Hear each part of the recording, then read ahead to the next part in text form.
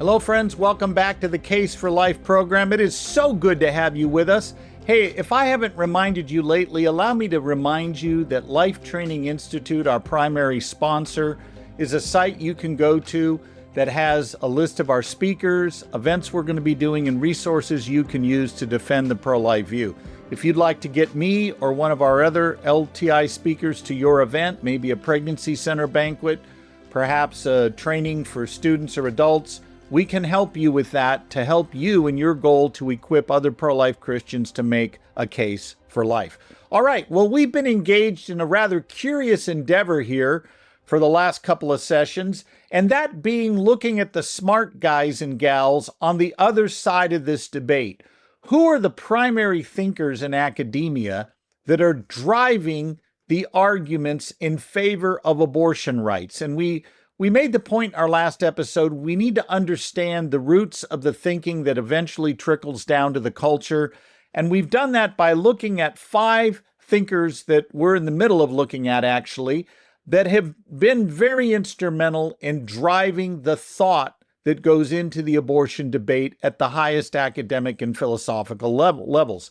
Last week, we began with Kate Greasley, an Oxford professor who also teaches at one of the schools at the University of London. I'm not sure which one, but she's written a very interesting book called Arguments for Abortion.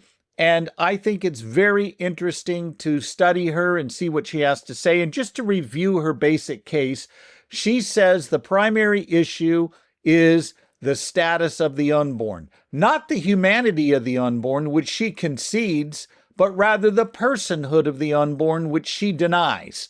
And her basic argument is to ask the question, when does meaningful personhood begin? She rejects conception as a point of being meaningful for reasons we looked at in the last session. She also says that pro-lifers are arbitrary in assigning the beginning of human life at conception and that just isn't going to work. She says that the counter-arguments against her own position are only a problem if you assume a sharp dividing line between person and non-person. And she says rather than think of personhood as a threshold issue, we should think of it as more of a vague, gradual emergence. Personhood comes into our range of view, not with a pop, not with a bang, but rather almost vaguely and quietly, much the same way you went from being a child to a young adult. That change happened almost unnoticed. In fact, those around you, if they were looking at you day by day, probably would have a hard time detecting changes day to day. But there would be no doubt that there was a change in motion. And she goes on to argue that personhood is a complex mix of psychological traits that only emerge gradually. Now, of course, that raises a problem for her because the emergence of these traits does not stop at birth. At birth, you continue to grow. In fact, if you look at the brain of a 26-year-old male versus the brain of a 14-year-old male, you will see an unbelievable difference in the two. In fact, there's a reason why young men before age 26 tend to engage in risky, some might say, stupid hold my beer behavior, and that is because their brains have not fully developed. The frontal cortex regions are still undergoing development, and therefore you see young men making decisions that sometimes prove to be even fatal because they were rather stupid. Well, there's a developmental reason for that. And what Greasley understands is, I got a problem. If I'm going to argue a gradualistic view of human value, how do I get around the idea that the right to life is a gradient right? That somehow after birth, those with more development would have greater rights than those with less. And her proposed solution is what she calls a range view of personhood. And it's her attempt to get around this equality problem.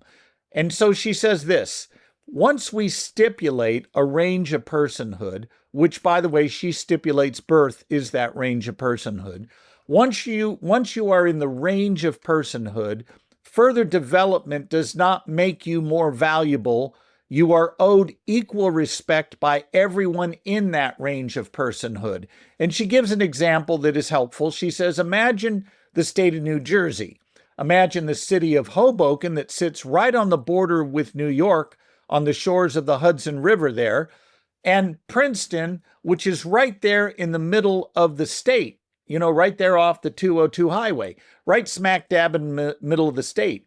She says Princeton is not considered more of New Jersey than Hoboken simply because Princeton's in the middle of the state. Both have equal significance because both are within the realm of the state of New Jersey.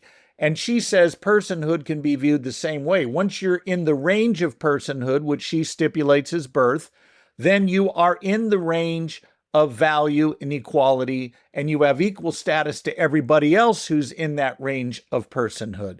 Okay, now she does stipulate birth as the decisive range property, if you will. And her reasons are this. She says new enzymes are released, the digestive system emerges and undergoes dramatic changes. She says that the human entity at that point enters the community of other human persons, and that for these reasons, birth is the best place to stipulate. Okay, so how might we respond to this? A couple of things.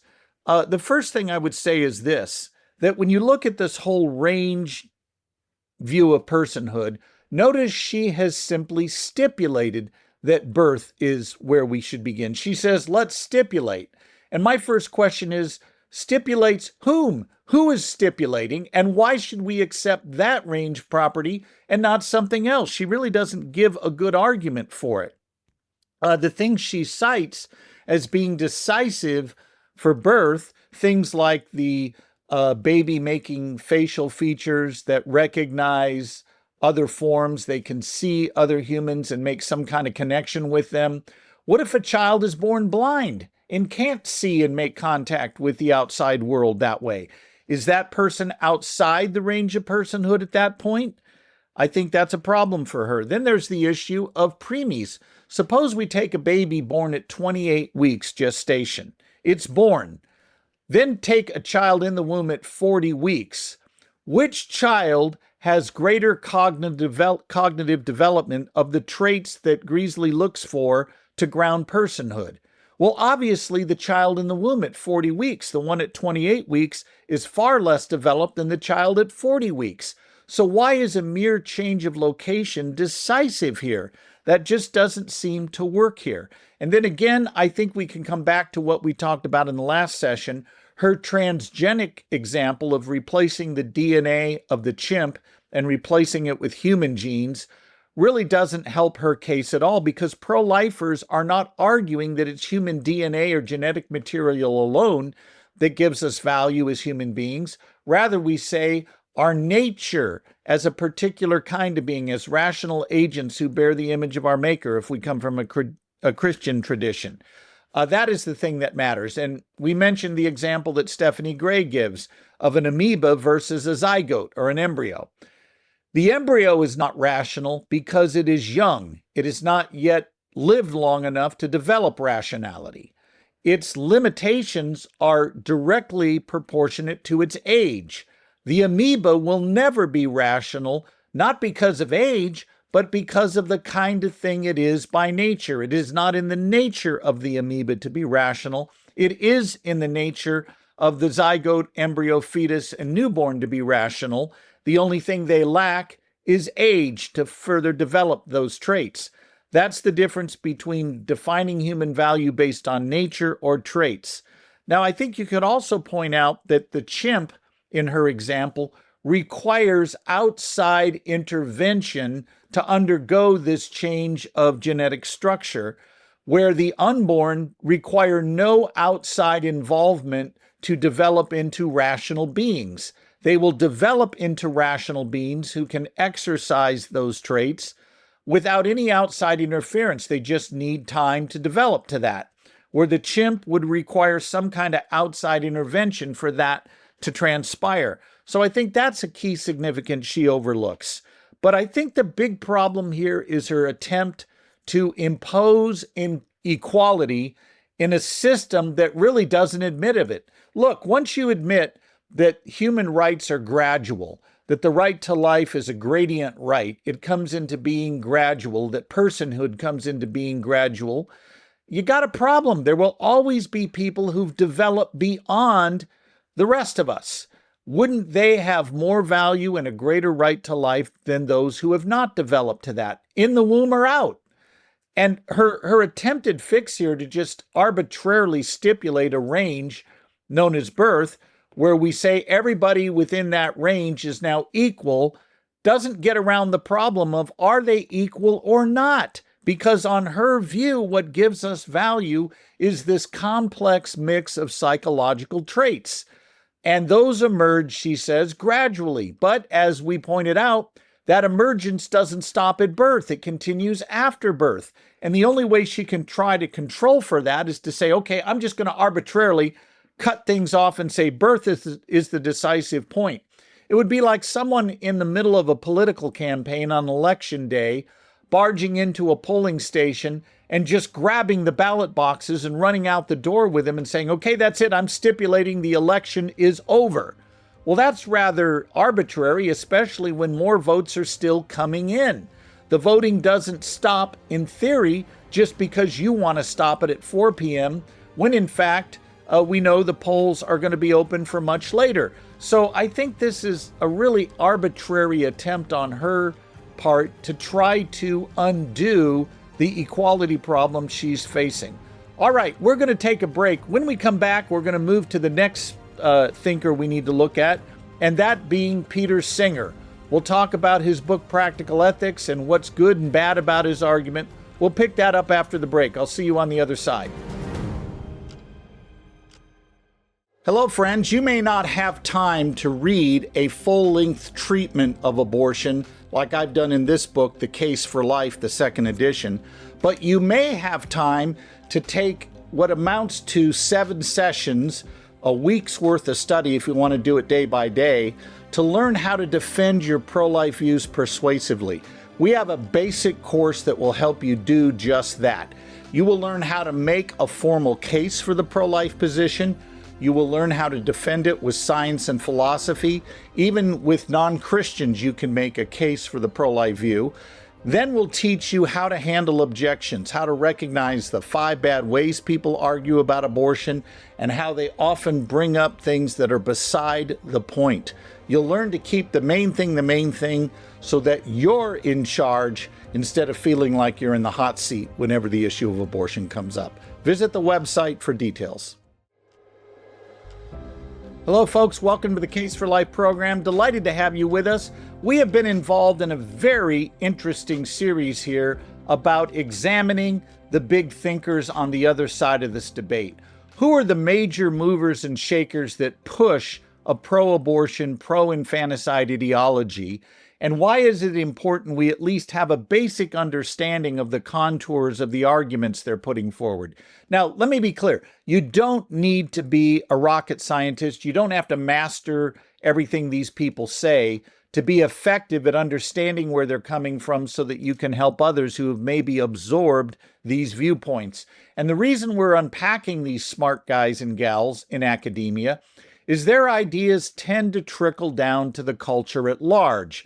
So we want to get out in front of that a little bit, so to speak, and that's what we're attempting to do here. So today's candidate is Peter Singer. Now, some of you are going, wait, I know that name. Yeah, Peter Singer is the guy who wrote this volume called Practical Ethics, the most widely read anthology on bioethics on the planet, I think. This book is everywhere in graduate schools all over the globe.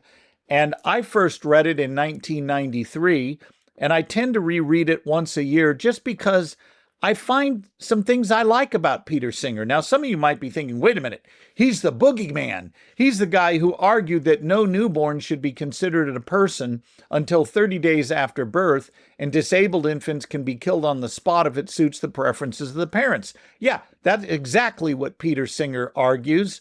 And I think, though, it'd be helpful to dive a little deeper into his thinking. Here is his basic view of the unborn, the newborn, and maybe even the toddler. For Singer, you are not the same being today that you were when you were an embryo, a fetus, and a newborn. True, your biological existence began at conception. He concedes that biological fact and does so often in his writings. But what matters, says Singer, is not biological continuity, but mental continuity. And here what he's arguing is this: until you have mental continuity, mainly memory connected, you're not you. He's not arguing you were there but don't have rights. He's saying there was no you there at all. Now, this will differ greatly from David Boonin, who we'll look at a little later, who's going to say, no, that was you as an embryo back then, but you don't have the same right to life then as you do now.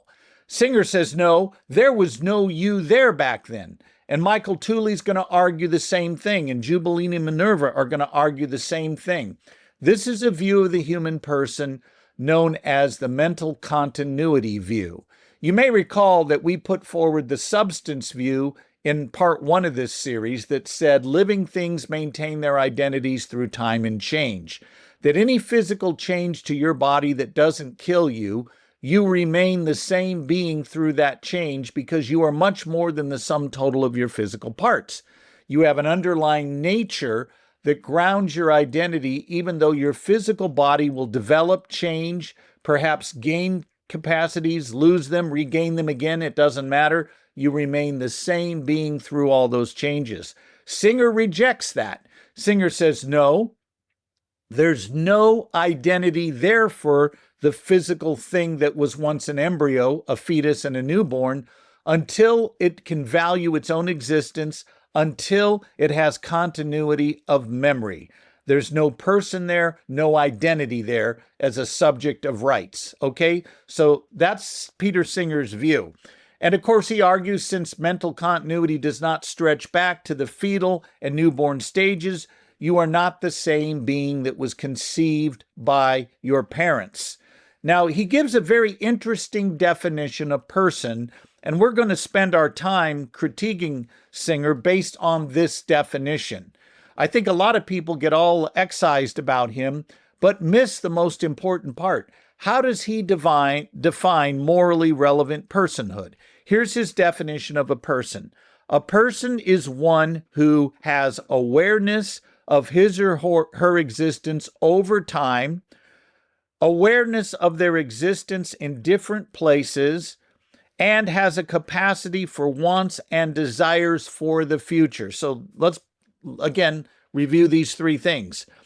An awareness of his or her existence over time, an awareness of their existence in different places, and a capacity for wants and desires for the future. So that's his definition of personhood. Now, you can see, I think, right away, there's some questions that come up. Insofar as some humans, those that are mentally disabled, perhaps someone suffering from dementia, or they're mentally disabled, whatever, they're not going to meet his standard. Do they fall outside the definition of personhood for Singer? And the answer is yes. He bites the bullet and says yes. The embryo, the fetus, the newborn, the mentally disabled, they are indisputably human, but they're not persons who are self-aware with a sense of the future or a capacity to relate to others. Now, interestingly enough, he's going to point to dogs, cats, dolphins, who are persons, but fetuses and newborns are not. Now, what is likable about Singer? You might be thinking, man, this guy's just horrific right out of the gate. Actually, there is a commendable part to him, and here it is. Singer argues that birth is totally irrelevant to the status of the newborn or the unborn. He says, look, birth is nothing special. Differences of size, level of development, environment, where you're located, and degree of dependency don't mean a thing in terms of carrying any moral weight whatsoever.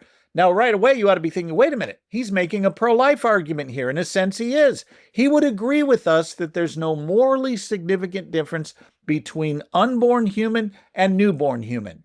He would say none at all. But instead of elevating the unborn to the status of a person, he simply downgrades the newborn to the status of a new non-person and says, guess what? You can kill both. So that's Peter Singer in short. That's his basic premise. Now, you might be thinking, then why does he in his writings say that infanticide is most certainly wrong?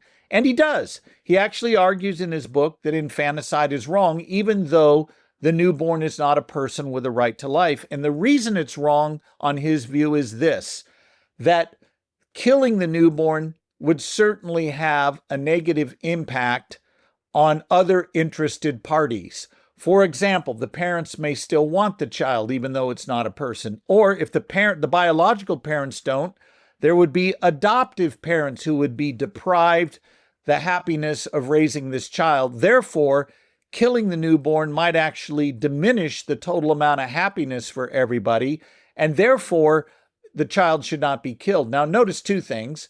His ethic is utilitarian. We'll get to that in a moment.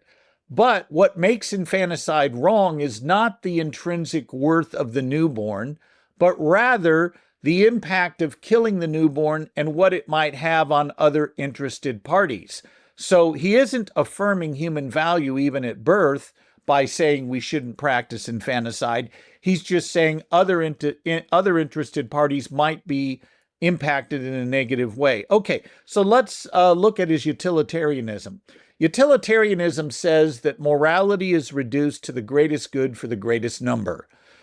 And you can, I think, begin to see problems with this. If all we look at is the greatest good for the greatest number, what would be wrong with framing an innocent man for murder if it prevents a whole city from rioting and hundreds of people being harmed? Well, on strictly utilitarian principles, I don't see why it would be wrong. And this leads to the second problem with utilitarianism. It has to rely on other moral systems to be a complete theory. You can't define what the good is without looking to some kind of objective standard that can adjudicate between that which is good and that which isn't. Well, on utilitarian basis, how do you say what the good is? You don't have an objective standard. You just say we ought to, pursue the greatest good. What is the greatest good? Suppose a developer wants to displace 500 families who are in low-income homes, but they own those homes, and he wants to instead build a new sports complex, new stadium, new restaurants, everything, and he argues before the city council that, hey, guess what? If we do this, the greater happiness of the community will grow. We'll have more good. The greater good will increase. But how do you know what's good for those families? Is it good for them to be displaced? And what if 5 years later, none of them can buy new homes because interest rates are too high?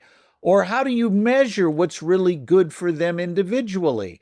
This is a big problem with utilitarianism. Utilitarianism is problematic enough, but I think the biggest problem with Singer is his view of personhood. Now, remember what he said. He said that we must be self-aware, be able to immediately exercise desires, exercise our personhood in different places over different times, and we need to understand why our existence has value. He goes through a whole bunch of stuff. But I want to ask this question. What does he mean by self-awareness? Does he mean actual self-awareness? Because that would mean I'm not a person when I'm sleeping. Does he mean having the ability to immediately exercise self-awareness? Well, that would protect me while I'm sleeping, but not while I'm under anesthesia having surgery. Or does he mean a natural capacity for self-awareness? Well, in that case, I would be protected while sleeping, while under anesthesia, and the embryo would be too, because he or she has a natural capacity, unlike the amoeba we talked about, for self-awareness, even if he can't immediately exercise it. He just needs more time or age to develop that capacity that's intrinsic to his nature. Now, Peter Singer wants to argue, citing John Locke, that until you have a moral capacity, an ability to recognize right and wrong, see your identity over time, you don't have a right to life. But I think Singer gets Locke wrong. As I read John Locke was not arguing moral status. He was arguing moral responsibility. Locke was not saying you're not a person with rights until you can exercise all these traits Singer plucks out of thin air. Rather, Locke was saying we can't hold you morally accountable until then. He wasn't talking about your status. He was talking about your moral accountability. That was Locke's thinking. Now, of course, you can always ask Peter Singer why these traits he's picked out are value-giving. Why must I see myself existing over time and in different places? And I think Chris Kaiser gives a good example here. Imagine there were beings known as weather watchers. And weather watchers were highly intelligent beings who did nothing but sit stoically and completely still on the coastline observing weather patterns. And they were able to calculate whether storms were coming in, at what speed, how quickly, and their intelligence was just unbelievable. They are clearly persons on his definition, but they haven't moved location. They're in one place. Would they be disqualified? And what about the idea of desires? A slave can be indoctrinated not to desire his freedom. Does that mean he's not entitled to it? Or a Buddhist or a Stoic might, not desire anything. Maybe they achieved nirvana and they have no desires at all. Does that mean we can kill them? And I think, too, on Singer's view, it would be hard to argue why it would be wrong to attack someone. Let's say we sexually assault a woman who's in a coma in a hospital. And suppose a very criminally minded staff person at that hospital were to sexually assault her while she's in a coma. She's unaware of it. She has no concept of it. She is not conscious. Was she still harmed? And I think we'd have to say yes. And we wouldn't merely say, well, her body was harmed, but she wasn't. We would say she was harmed, even though she didn't experience the harm over time or in a different place. We would understand she was harmed. An attacker who attacks you and attacks your body has attacked you. We don't say, oh, he harmed your arm, but not you. So this whole body-self dualism that Singer is engaging in here, I think really does fail the test of scrutiny. But the main thing here is to keep in mind his definition of personhood, grounded in utilitarian considerations, doesn't account for people who don't move, like the weather watchers, and he gives us no real reason why the traits he picks out are decisive in the first place. And I think, too, ethically, when you deal with utilitarian concepts, it's hard to say why it would be wrong to frame an innocent man for a crime he didn't do if it would help the society at large. So these are concerns that I think we can unpack with Peter Singer, things to keep in mind as you come across arguments he might be advancing.